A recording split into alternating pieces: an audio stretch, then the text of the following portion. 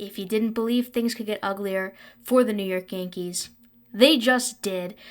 Wrapping up Game 1 of the series in Toronto against the Blue Jays and dropping a disgusting 9-2 game. Terrible pitching performance, terrible offensive performance, pretty terrible defensive performance as well. But before we get into the video, welcome to Yankees Digest. I'm your host, Gabby Gordon, and I just got one favor to ask of you. If you like what you see, you want to follow us as we continue covering the Yankees through the good, through the bad, through the ugly, like we are doing right now. Smash that subscribe button. Hit that subscribe button out of the park. It means the absolute world, and you could be one of our very first OG fans of the channel as we are just starting out and can't wait to grow this thing. But without further ado, let's get into the video because I just want to show you one thing that completely represents how all Yankees fans are feeling right now, and I want to show you in the spirit of Carlos Rodon.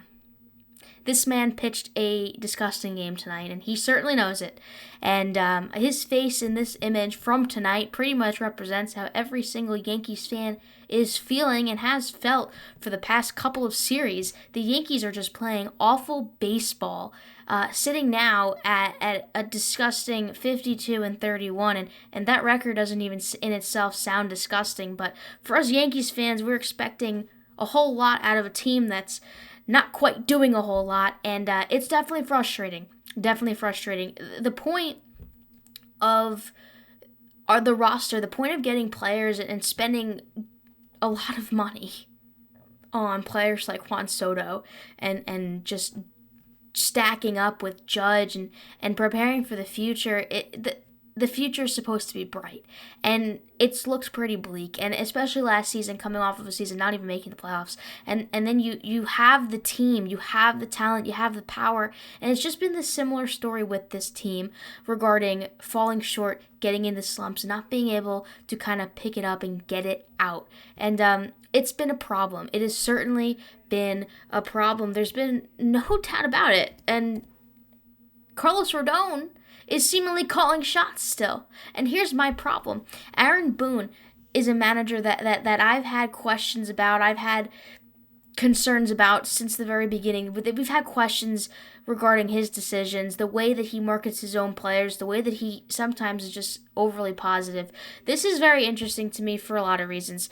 Carlos Rodon told Aaron Boone that he wanted one more hitter in this game. What I want to show you before we touch upon the fact that Boone said okay is this disgusting image.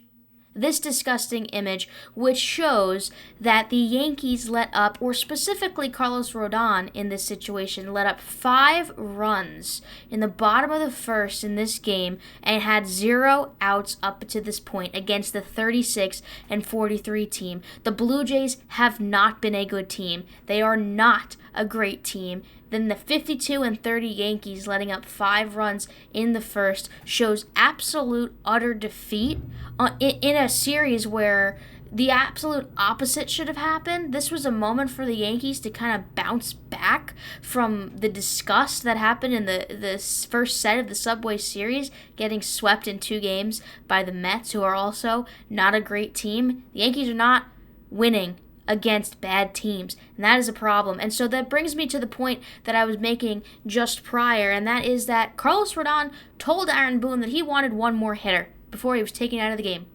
and Boone said okay. Now the problem here is, and 2 takeaways, is Phil Bickford, who was about to come into the game in relief, was already on his way in to the game. He was halfway out to the mound pretty much. He was jogging on the grass and had to dash back into the bullpen when he realized that Rodon was going for one more hitter. Now, I will give it to Rodon. He got out of the inning, but regardless, this is a lot of there's a lot of red flags that continue to populate with this team. What I take away from this situation that Brian Hoke just reported during the game is that Manager Aaron Boone isn't really representing a team right now that is struggling. Look, I'm not a manager. I never claimed to be. I am not in Aaron Boone's shoes, and obviously he is qualified for the job, and you know he's building a team that he hopes will get to this World Series, and the chase for 28 is still very much on in the Yankees management eyes, and hopefully in all of our eyes. This team is capable of still doing things, but what the problem for me is that Carlos Rodon doesn't necessarily have the say at this point to call the shots. He doesn't necessarily have the ability to call the shots when you let up 5 runs in the first, and it's pretty much a disgusting performance. When you let up 2 home runs to George Springer, 6 RBIs in 2 at-bats against the Yankees when the guy hasn't been all that good, when you pretty much just revamped his entire season in one game, Vladdy hitting the ball, it just roping it, hitting a home run late, it doesn't make sense, and a lot of the questions lie within Aaron Boone as well. Now, I know it's just not just Rodon struggling. I know it's not just Gleyber, like we touched upon in the last video, struggling. It's not just LeMahieu, which is a separate issue, and he didn't even play tonight. This entire team is struggling in all aspects of baseball. It is not just the offense. It's not just the defense. It's not just the pitching staff. It is everything. And that's difficult. The team you have right now is not a World Series winning team by any means, and Brian Cashman needs to know that. He needs to make some changes for sure. It's just alarming when you start to see things along the lines of this. And it just can't happen. What I did find pretty funny during the game, which I needed to see something like this because we've all just been in the dumps as Yankee fans, so super serious because it's not a whole lot to smile about right now if you're a Bronx Bombers fan. This is from Barstool Hubs, Eric Hubs on X. He said, "Baseball's hilarious and very stupid. Now, at the time I'm reading this tweet, the first game in the Toronto Blue Jays series is already over, so these stats are different, but you get the gist. It's pretty much similar. Yankees would now be 52-31 in first place and have a plus 97 run differential in late June. Obviously, that run differential is different, but we're looking at these numbers. They're in first place, and their record, and this is their run differential. It is pretty brutal to see these results, and it's just been a brutal stretch of baseball to proportions that it's like, when is it going to end? We just continue to get uglier and uglier, and it's like, is there a rock bottom? Have we hit rock bottom? Did we hit rock bottom last season? Is there worse? The only guy that you can really point to that's performing right now is Judge. Soto, too. Volpe gets overlooked sometimes. Judge and Soto are locks for the All-Stars. Volpe kind of gets overlooked. You've got Bobby Witt Jr. at short and Gunnar Henderson that really mask Volpe. But other than that, other than those 3, yeah, we signed J.D. Davis. Pretty sure that doesn't really change much in the lineup. Ben Rice is so raw. He's just come into the major leagues. There's nothing really that you can expect out of him except to gain experience. What are we doing here as Yankees? This is not a team that's going to go all the way. And tonight showed some more red flags, as if we don't already have enough. Losing Stanton to an injury 4 to 6 weeks, that's trouble. Losing Rizzo to an injury, also trouble. Gleyber Torres sitting tonight was interesting. He's supposed to come back into this lineup, according to Aaron Boone. Hopefully tomorrow. Hopefully he's figured some things out with 2 days of rest, physically and mentally. What else is there to look for? I don't know. We're going to have to wait and see, and hope that something gives.